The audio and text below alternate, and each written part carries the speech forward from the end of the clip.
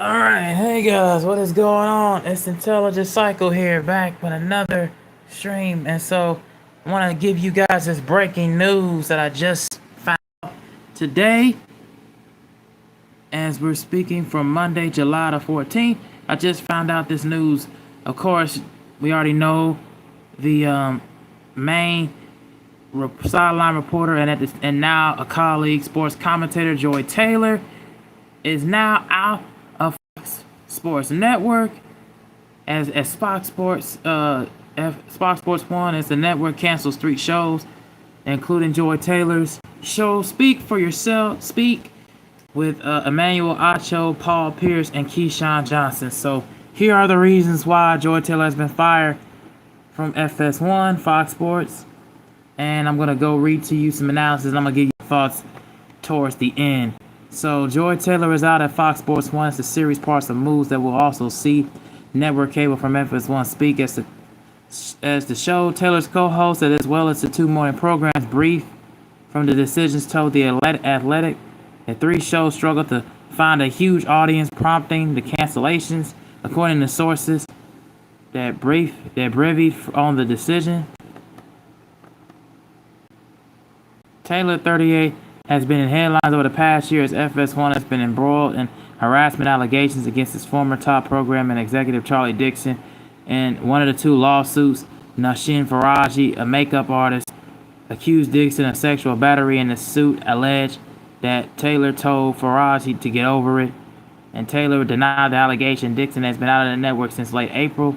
Taylor co-host Keyshawn Johnson and Paul Pierce. Taylor's contract was up and not renewed by Fox Sports, as she had been with the network for nearly a decade. And Fox FS1 is also ending the morning shows, The Breakfast Ball, and The Facility. Fox Sports declined to comment. Colin Cowherd's The Herd, which begins at noon, and First Things First with Nick Wright, Chris Broussard, and Kevin Wiles at 3 will continue their time slots. FS1 produce new shows in place of the cancellations, and all 3 shows have been created under Dixon. Breakfast Ball featuring Craig Carlton, Mark Slur from Danny Parkins, and it's Mark Carton's second show as the network is leaving ESPN's WFAN Drive Time program 2 years ago, and return to WFAN is not out of the question for Carlton, though WFAN has continued its dominance in the market with Tiki Barber and Jordan Carlton's former partner Evan Roberts. And on the afternoon drives, Chris Olivero, who brought Carlton to the WFAN, served a prison sentence for fraud, and chief business executive officer of the nation's parent company, Odyssey, and oversees WFAN. The facility is hosted by Emmanuel Acho, Chase Daniel, James Jones, and LaShawn McCoy, and it's began less than a year ago. All 4 former NFL players. Now, all right.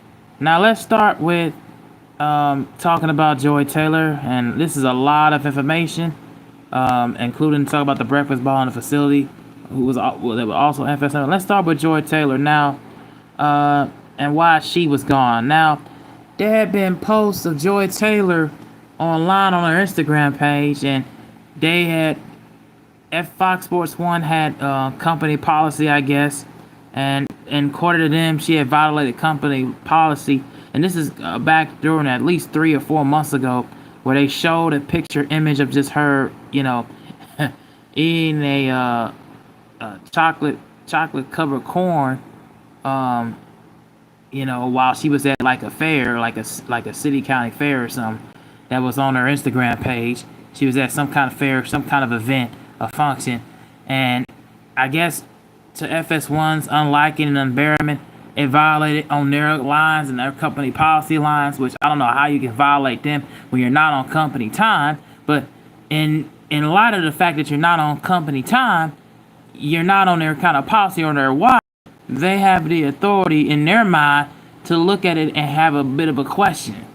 And then also, Joy Taylor has had a lot of acute accusations be alleged by a hairstylist, and of course sexually aroused and aroused because the hairstylist that she had done her hair, and I guess had done a lot of people on FS1, basically was accused accused of Charlie Dixon of sexual assault, and I guess Joy Taylor kind of laughed and smirked it off.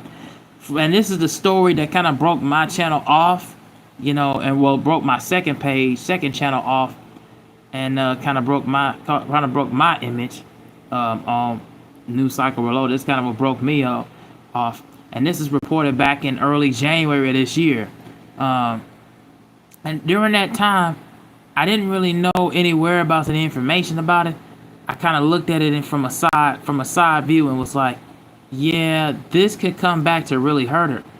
But then, at least about 6 months later, or at least 5.5 months later, you kind of saw the writing on the wall where Fox Sports 1 kind of looked at her past and kind of had a checkered past, and we found out more that she kind of has been rolling around and seeing a whole lot of different guys on the side, not just Earl Watson. I was gonna say EJ Earl Watson, and she's kind of been more known and openly admitted herself on several podcasts, including her own Two Personals podcast show, that she kind of been more or less passed around and been seeing other guys for years. So that kind of was a cat in the hat and cat in the bag, and information that we didn't really have any whereabouts. And also, with all that being said, it kind of was just showing to me that a lot of the times where Joy kind of got in trouble for her dresses, her clothing style, her appearances, what she wears, it kind of was a simple attraction to the other guys, to the point where she was trying to get noticed, not just for her commentary or sports commentary, but her looks and from her body, like everything about it. It just kind of rubbed a lot of folks the wrong way, especially the ones who really was paying attention. They kind of really just looked at it from a side and looked at it from abroad. So I kind of knew, granted, but then also when she was on the show Undisputed with Shannon Sharp and Skip Bayless, the problem is she didn't have a voice on there. She wasn't really going to be able to really speak and let her voice be heard, because she was just known on that show of just being a moderator. She was just known as a moderator, but really she actually had a voice, because number one, she was a sideline reporter for Miami Herald at the time, back in the day. I'm talking about like in the late 2000s. This lady was known to be on sideline reporter down in Miami, down in South Florida, because her brother played for the Dolphins. So you already know that she has a lot of history, calling the games on a collegiate level and on an NFL professional level, and was a sideline reporter in the NFL draft combine. So she has a lot of history, and also had a journalism background and a degree. From the time that she eventually became a sideline reporter. So it kind of just threw me off and rubbed me to the side, and a standpoint of just saying, like, dog, you too much of a professional, Joy, for you to even just go out like this and care about so much about, personalities and your looks and everything. Because I actually like Joy Taylor as a moderator or as an actual host. I really do think that your opinions and everything is cool. I think that at certain points of the time, not all the time, not all 100% of the time, but at least around 65 to 70% of the time, her arguments and her perspectives seem, a bit fair and accurate. And it sound like it comes from a journalistic background and from a genuine place. But the problem is, when on Fox Sports 1, they're looking at you, and they're looking at you in the limelight. You're making multi-millions of dollars. You're on these networks, reading from a teleprompter, and then you gotta have a lot of professionalism, and not only that, you gotta have a lot of wherewithal of your surroundings. And a lot of times, a lot of women hosts and moderators, I'm talking about from the Cindy Brunsons, the Michelle Beatles, the Linda Cohens, the Josina Andersons, I forget the other lady that was on SportsCenter, and it's crossed my mind. But a lot of and then of course Molly Carroll. A lot of these on ESPN. A lot of times these lady host moderators try to bring a lot of their feminism into the background, and it's not really that way, and it's not really necessary. And that's what I kind of said in the beginning point of the video when I introduced my channel, like back on my first or second video. Yeah, it's a lot of times women like to bring a lot of their feministic viewpoints and think that their arguments and their ways is hip perspective, and it also intertwines itself into sports. That's what a lot of times it can be the case. And even when it comes to domestic assault or sexual assault cases, some have been victims of, some have not. And certain points they can be speaking from ignorance. But again, as far as getting back to Joy Taylor's case, yeah, she's been known to be in trouble for a while with not ESPN, but FS1 for violating company policy. And not only that, she's kind of been openly admitting that she's been kind of passed around by other guys. So again, this is something that Fox Sports 1 was looking over, and they just couldn't tolerate it. They couldn't allow it. Again, I'm not wishing anybody to be fired, and especially somebody that I like, especially in a Joy Taylor. I hope she does some good things. She got her podcast, Two Personals podcast, which I do like. I think that she has a lot of growth and potential to get that platform bigger than what she ever was on FS1. So I hope she goes bigger and I hope she does big things. But again, it's just FS1. They had to cut some ties. Now, as far as the breakfast ball and the facility, now I can speak on the facility with Emmanuel Ocho, LaShawn McCoy, and Chase Daniel now. Because I have watched that show plenty of times. Number one, the facility with those guys, a lot of the times, a lot of those former players and former athletes, when they're speaking on current guys and current players playing in the NFL, they're only speaking from one side of the coin, flip side of the coin, one side of the spectrum. And then also, the reason why I was getting poor ratings just as much as what Speak was, and of course Breakfast Ball, is number one, look at the time slots. Look at the time slots. Who in the world is going to sit here and watch Colin Cowherd's The Herd, first things first, at 3 p.m., and then 4 and 4:30 in the freaking afternoon turn into another platform like the facility and Speak and Breakfast Ball? All of them on FanDuel, all of them on FS1. It's poor slot time. So that's why they had to cut ties. It's poor slot time for these shows, Eastern time, especially here in Naptown. We watching these shows, they're like back to back to back. And then half of the time, majority of the sports fans that are really fans of sports and watch these podcasts are working in the afternoon. They don't have time, or they're coming home. They're coming home after a morning shift. They're not going to be sitting there and watching shows like this back to back to back. Are you kidding me? Hell, even some people are musicians and they're performing. They can't sit up there and watch that because it's poor time slot. FS1 has a problem where they have poor time slot, where they putting shows back to back to back, and they're not giving them the audience room to breathe. You know what I'm saying? It's like, with these shows time slots coming back to back to back, they don't have time for the audience to breathe. And that's number one. Number two, they're not giving a break for, because they're probably shooting in the same studio. And number three, they're talking about the same topics. They're talking about the same issues. The same issues plaguing in the sports world, man. They're talking about the same issues plaguing in the NBA, the NFL, the MLB, and the NHL.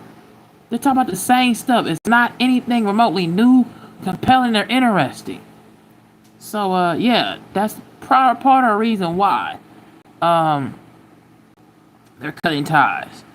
And also, to be quite honest with you, I never really was big of a fan of the facility like that. I never really cared for that program. And I didn't really even watch Breakfast Ball. I didn't even know that was even on FS1 actually. But I'm just saying, for the poor time slots and the way they're scheduling these programs on this networking program, they don't have no kind of break room, or any kind of room to breathe for the audience, and they're regurgitating the same topics.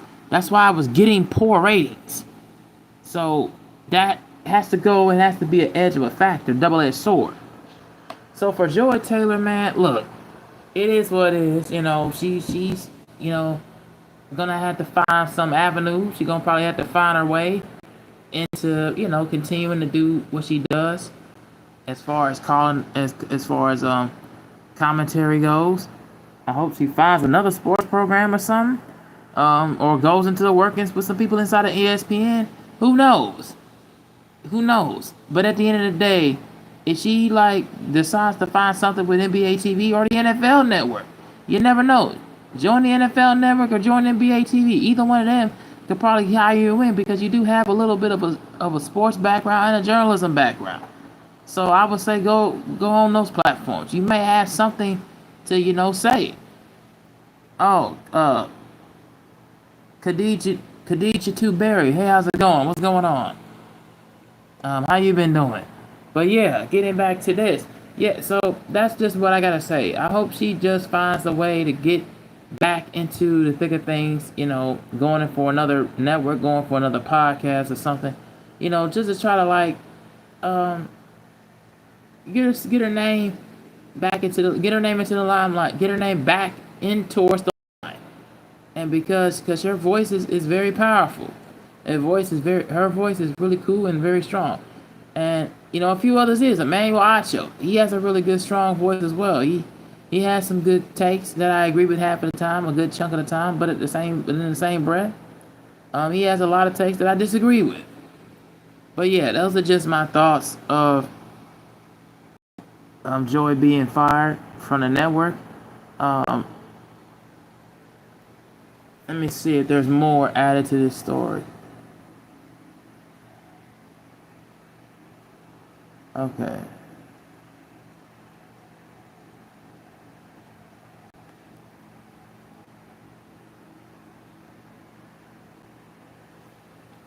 So yeah, I'm just trying to see if there's more added to this story, guys. So and then as far as everybody else goes, the Danny Parkinses, the Mark Slurs, Chase Daniels, the James Jones, Paul Pierce, and Michael Urban, and Keyshawn. I never really cared for any of them guys besides Paul Pierce. I think he actually has some decent takes, decent commentary, as far as I'm concerned. I just thought that the rest of them, just their opinions, are not really all as valid. A lot of times, retired players, are speaking currently on these on the players that are playing today, on these athletes that are playing today currently. Either they're going to be coming from the perspective of hate or jealousy or envy. It's either one of them will be pretty much down the road and down the line. So yeah, that's just kind of how I see it and how I speak it. I think they're coming from the perspective of elitism, populism, and for secondly, they're coming from the angle of just blatant arrogance and ignorance.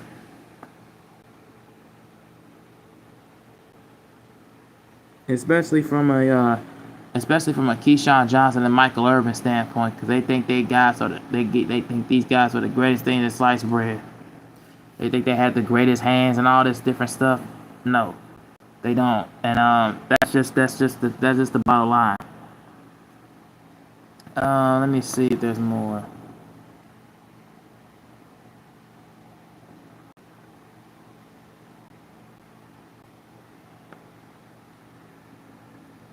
I think that's pretty much it. That's all the story I'm going to break on this.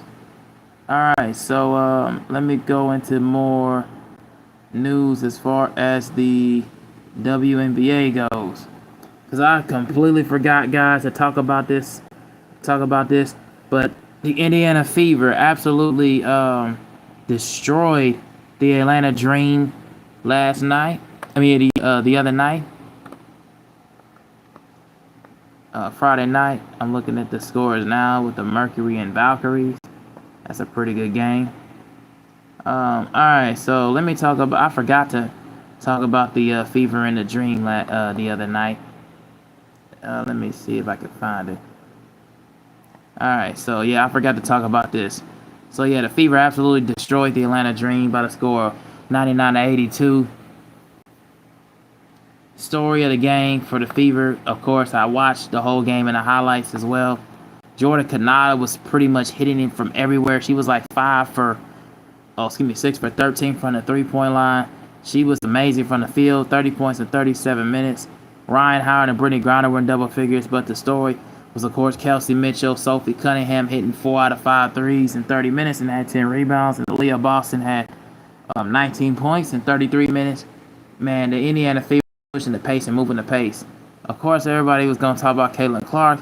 She was struggling from the field once again. Her field goal percentage has been terrible. Her three-point percentage has been absolutely atrocious these past 5-6 games. And yeah, okay, they're going to make an excuse like, oh, she's coming off the injury, the groin injury, whatever. But at the same time, you know, a lot of people was talking so much recklessness about Angel Reese and how much she hadn't been improving and everything. Whereas people don't mention about Kaylin not improving her game over the course as far as defensively goes. And, of course, you know, just chucking these low chuck percentage shots. I'm not saying that she's not talented, but if you're gonna call out Angel Reese at the time in their mind not improving her game, you got to do the same thing with Cece. That's all I'm saying. You got to do the same thing with Caitlin. You can't just play both ways and play biases and pick and choose sides. And even, of course, after I watched her and Nafisa Collier picking their all-star lineups, that come with a little bit of favoritism as well. But anyway, getting back to the game. Yeah, the Fever just completely dominated. Absolutely just did their thing, man. I'm happy for... And then, of course, the way Ari McDonald was on the floor doing her thing, getting the offense into a rhythm, assisting ball movement, ball rotation. It just felt very right. It felt very natural. And it felt very organic, man. So, really good win by them. All right, so the Chicago Sky won over the Minnesota Lynx, and Angel Reese continues to have her game elevated. But we get to that. Nafisa Collier had 26 points in 36 minutes. Kayla McBride 17 and Courtney Williams 13, so those three were in double figures. For the Sky, as they move to 7-13, winning by the score of 87-81. Angel Reese continues her double-double streak to like 8 games. She has 19 and 11. Ariel Atkins has 27. Camilla has 17 and 15. And Rachel Banham has 12 and 31 minutes. So that goes to show you that Chicago Sky are inspired by Angel Reese's play, and she was balling, absolutely doing her thing, and continuing to just kill it as it wanes on. I cannot wait to see the big thing that she does. Selected to her second All-Star game, and she's pretty much out of the second-year players and out of that draft class. She's pretty much stepped up her game and improved a whole lot immensely, and I'm happy to see that from her. And shout out to Ariel Atkins and Camilla. They completely just wrecked the game plan for the Minnesota Lynx. The Lynx just didn't have an answer at all. And a lot of times, a lot of people are looking at the Lynx and saying that they could possibly get to the cup and win it. I mean, they lost to the Fever in the Commissioner's Cup. They haven't really improved their roster. And a lot of times, you know, Courtney Williams and the old girl, you know, they're not as consistent. What's the name? I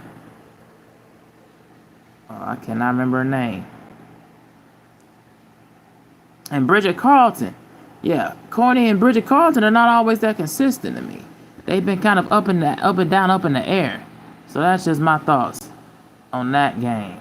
Then we got to go to the Aces winning over the Valkyrie by the score of 104-102.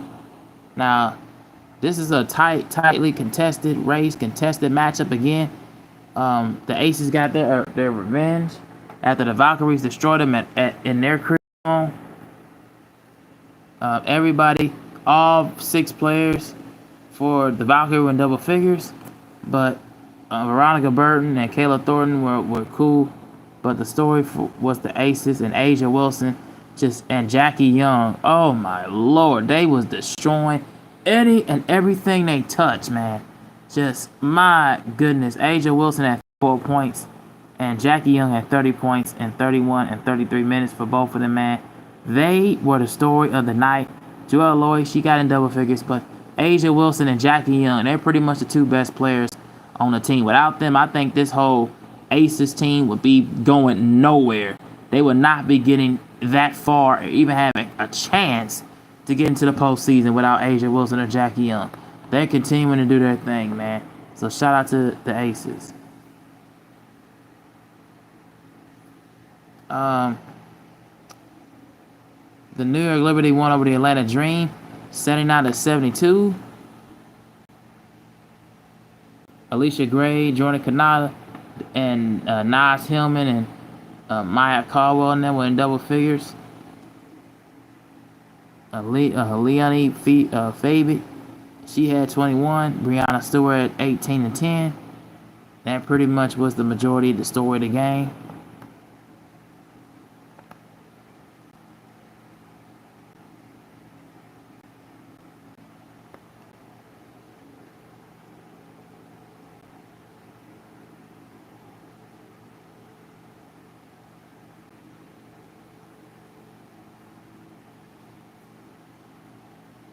Alright, that's just all I got to say about that. Let me see if there's any WNBA news. Okay.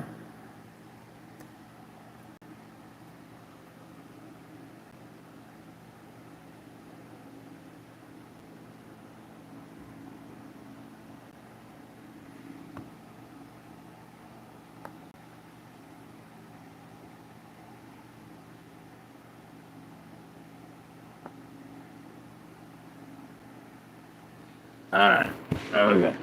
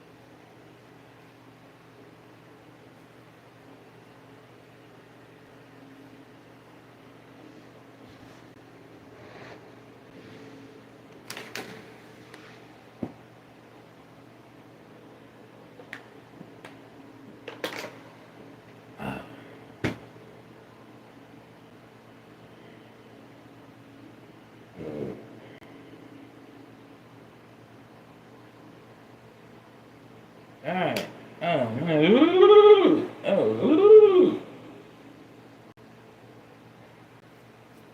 Alright. Okay. And I mean this, guys. Sorry about that. I had to take a little breather. I also wanted to talk about this ranking for 2025 of the 25 best players at the All-Star break. So I wanted to talk about this with you guys.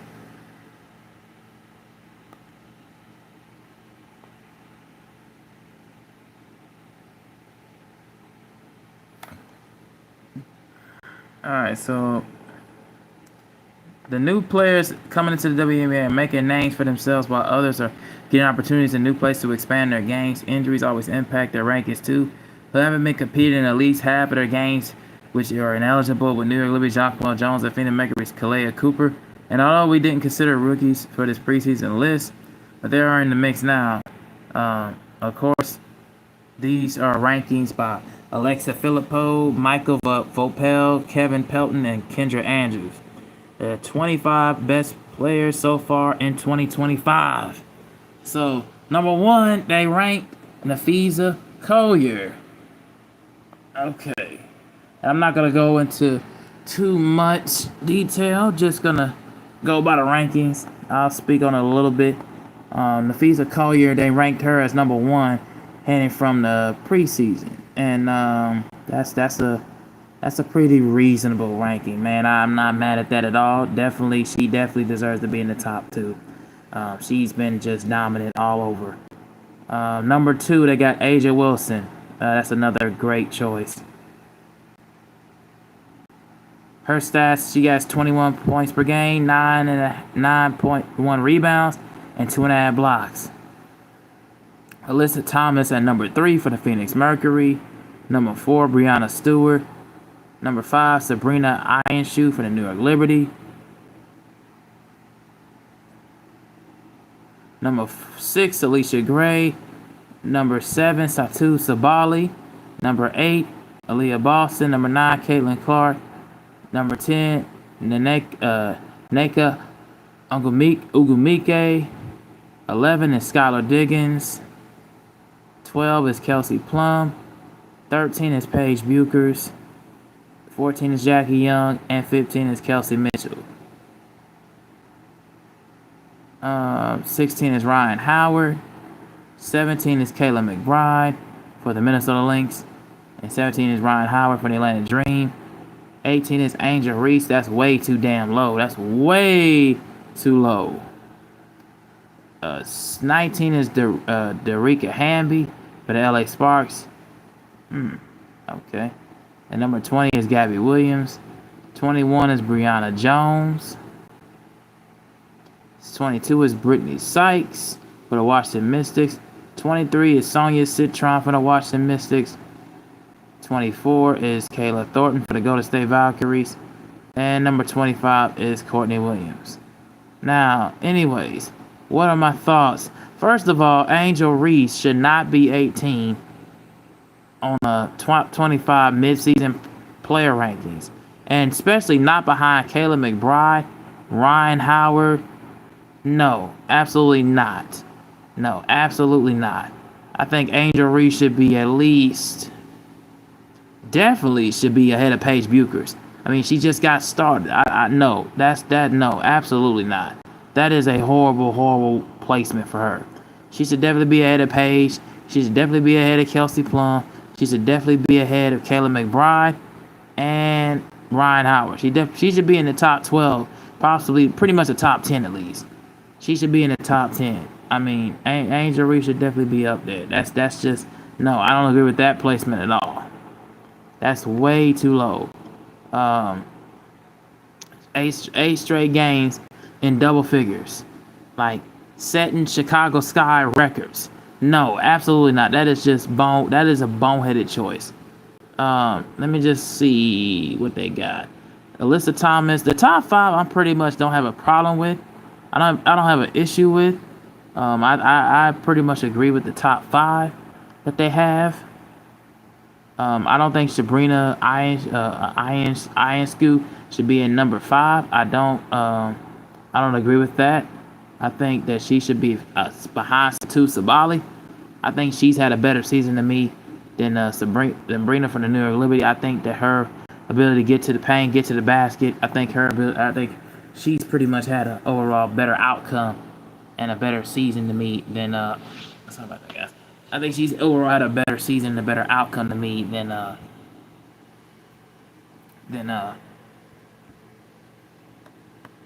Sabrina. And let me see. They got Aaliyah Boston at 8. That's a good placement for her. I'm not mad at that. A lot of people are going to be mad. Caitlin Clark is at 9. I mean, I'll just say this. Her preseason record was at 4. Her points per game and assists and rebounds have been very much up in the air. So, again, I can see why they placed her at 9. Could it go any lower? I mean, it could. Could it go any higher? I don't know. But to me, I can see why they placed her there. Nanika Agumike, well, that's a really good placement.